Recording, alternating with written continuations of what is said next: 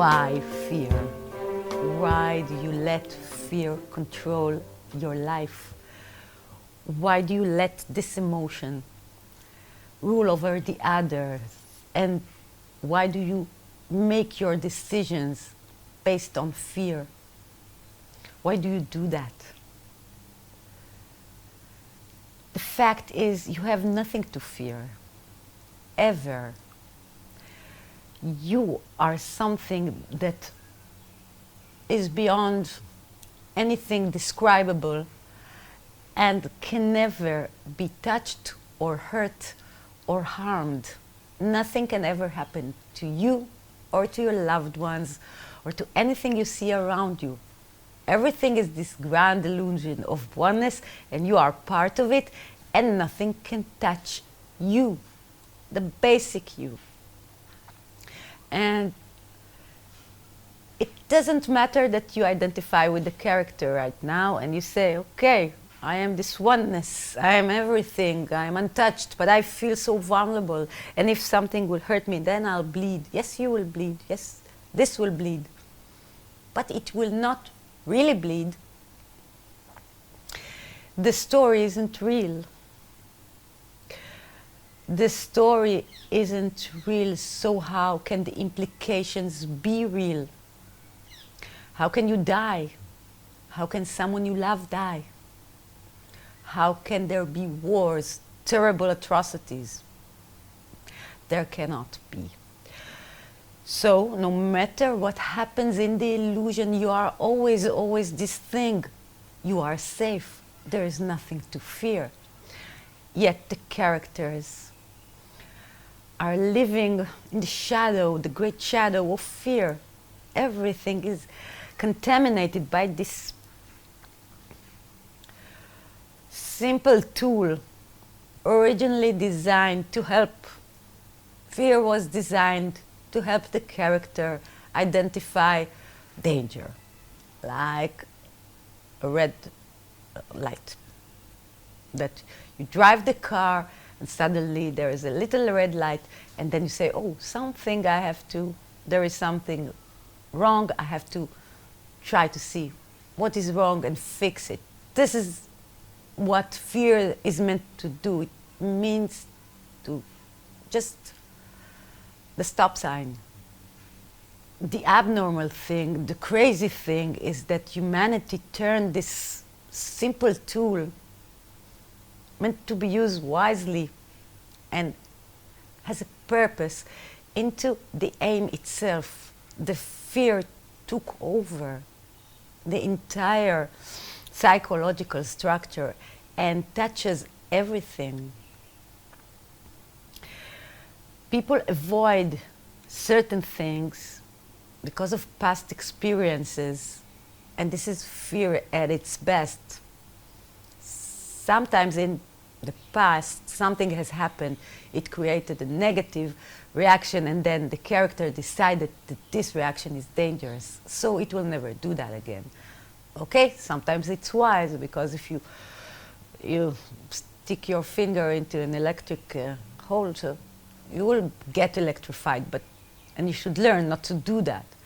But if it's something that is relationship related or career related or something that is denying the character from growing and trying to express itself freely, then this is the wrong conclusion to get from this message, from fear. And this utopia of knowing, when everyone knows, like Leonard Cohen said, everybody knows when everybody knows. If everyone will know that there is nothing to fear, they would walk this earth. Oh, there would be such peace. Because if there be nothing to be afraid of, there will be no need for violence or bad behaviors. Violence is the product of, it's a mechanism of defense. And you defend yourself against danger. And if there is no danger, you don't need to defend yourself. So, peace. No fear. Peace. Simcha expresses this thing that she has become, or she always was. In the moment of this realization, there was great laughter. And the laughter was really about the fear. Only after she was liberated, she could see just how much fear influenced every action, every movement she made, every word she said, every action she did. She was full of fear and anxiety, which is a great cousin of the fear, a naughty cousin. So it was a living hell. Living in fear is hell. And yet you somehow manage to live through these fears and to live a full life. And underneath it, the fear itself is so strong that only after you are liberated from this fear and become this thing, you just, this cosmic laughter about the naivety of the character. It's just like a little child going to bed and he's saying to his mother, oh, there is a terrible monster under my bed and I know what she looks like. And she is there. And he is convinced she is there.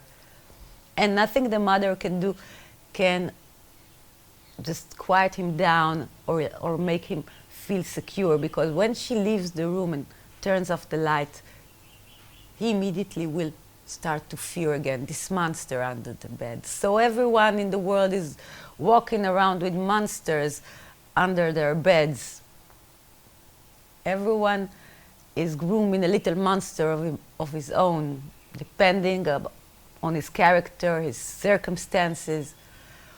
What is your fear? When I'm speaking about fears, there are so many kinds, but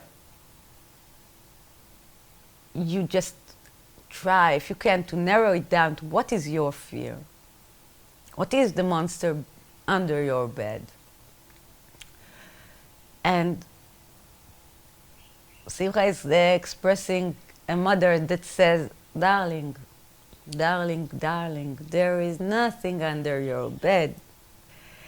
You are here, everything is fine, nothing will ever harm you. Nothing. We, oneness, all nothingness, are the ones who know. We know that, you know that. In some level, you know that. You know that everything is fine. You know that you have nothing to worry about. Nothing under the bed, nothing to fear.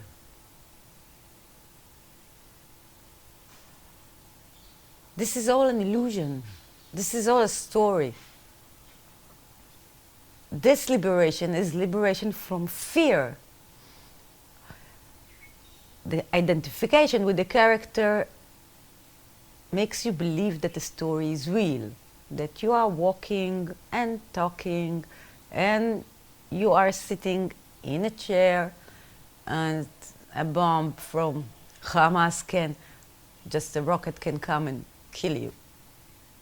This is the story about the character and the rockets. Well, maybe it can happen in the story, but will it happen? No. Nothing ever happens.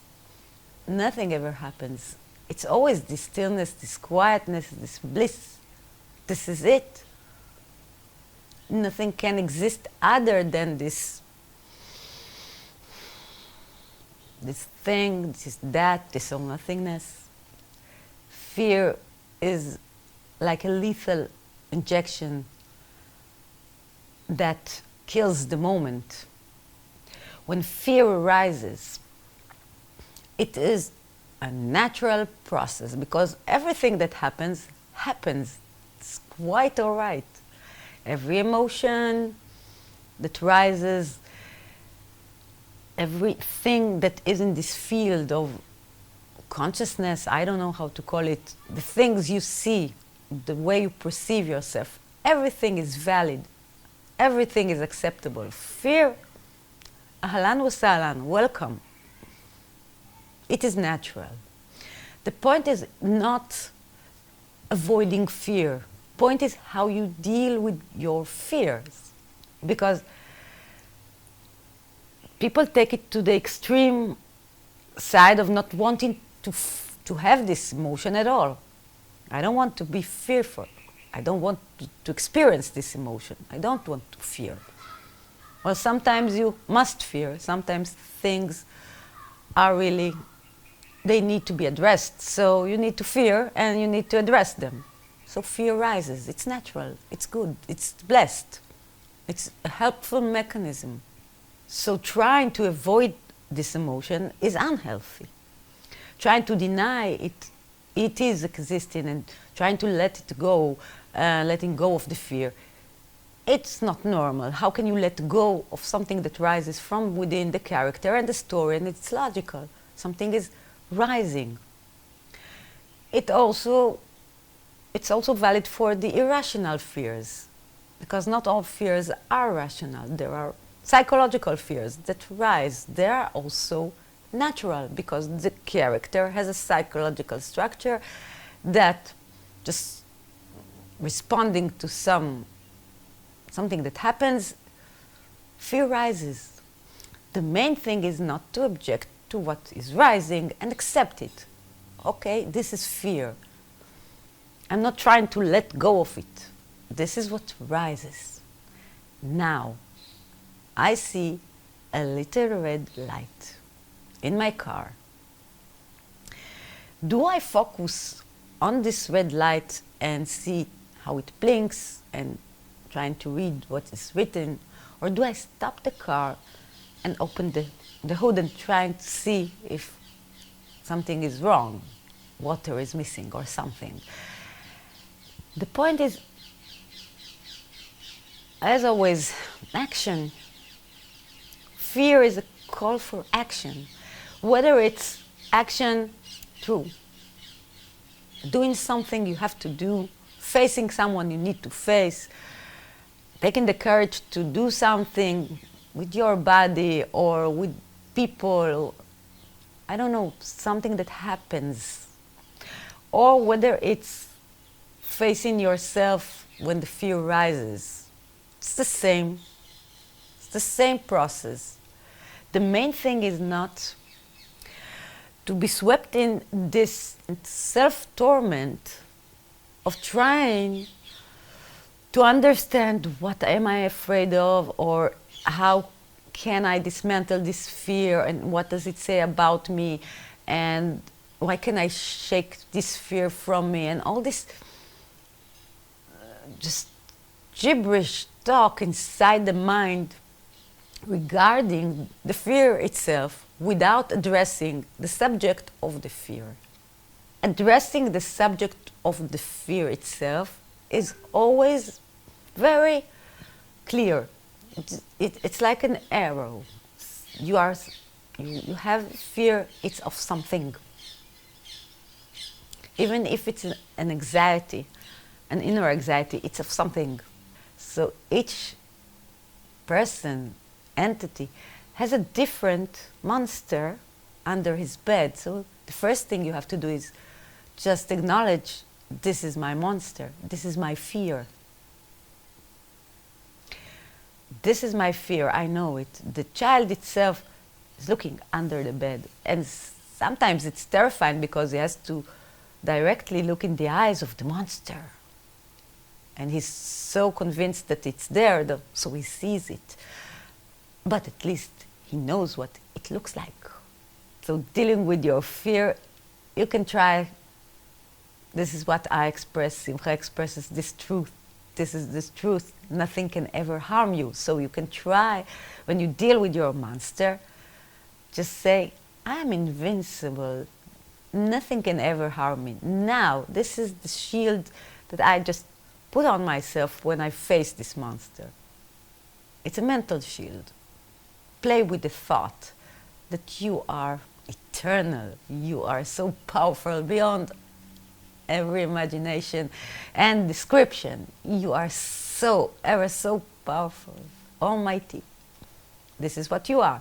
And so this almightiness is something you can play with the thought when you deal with your fears. That is not really you.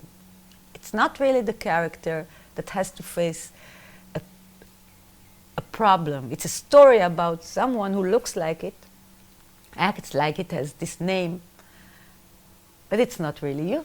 It's not who you are. This is the actor. And an actor is just acting. The blood is fake. So if you think in this way when you address your problem, maybe it will be easier to face this fear. Just to look at it yourself in the right light. What is the balance of powers here? There is no struggle. You struggle against nothing. There is no ways to describe to you how ridiculous these problems and fears are. Not because they are ridiculous to the character. Not because when in Israel in October 7th there were so many atrocities and we have hostages and they are in a terrible state right now. Still, not because the story isn't horrifying. The story is. And in the story, the character must try to save these hostages and scream and fight Hamas and just do whatever it can. In the story, she should do that. But the character itself must know what it is if she wants to ease this burden of fear until the moment of self-realization where this is liberation. It's liberating from fear itself. Liberation from fear. So as long as the character is inside the story, she must act in the story. The story is sometimes very scary. There is a reason for you to be afraid, but it's not real. So you can take this fear and use it as the tool it was meant to point at the danger. And it's only logical that you will solve problems better if you're calm, rational, and confident. It will not do anyone any good if you lose it because of fear. So all this thing is very rational behavior. Act in the best way you can to solve the problem. If it's a problem you can solve outwardly. And try to face this fear if it's something that's within you. Fight it with every tool you have, like psychology or some kind of relaxation methods or person you trust or just taking a hike or I don't know how and what can you do, but you surely do know how to relax yourself. The main thing is not to stay frozen, is not to let fear paralyze you into not doing, because action and movement moves everything and enables you to grow and to change. And this is what basically this oneness wants you to grow. So it challenges you. It checks the boundaries. And sometimes when you do well in the test becomes harder. The tests are harder.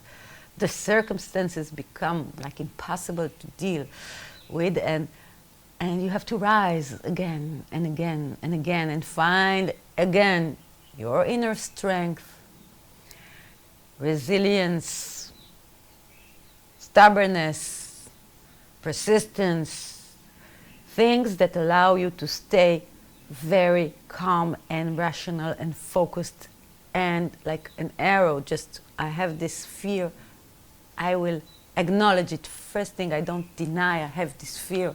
I will allow it. I will not try to ignore it or to dismiss it or to just scorn myself for having it. Oh my God, why am I so lame? Why can't I be fearless? I am. Everyone is. first thing, and then show your true colors by dealing with this fear. When you are in a state of fear, every second seems like eternity. You are afraid. It's like this. So every second you manage to pass in a healthy kind of way, useful kind of way, is blessed. So you have to make all these little seconds of you being able to face the fear longer, and the seconds that you surrender to this fear shorter. So eventually this equation will at least be balanced. I know it's hard. I know it's hard.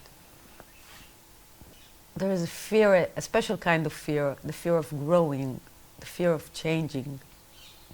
When a person knows he must change, he must grow, he has to let go of something that he held dear or that he believed in, a belief system or something, and he cannot do that because he's too scared to realize, to lose everything, and maybe he will gain nothing. So the basic thing is you have nothing, so you have nothing to lose.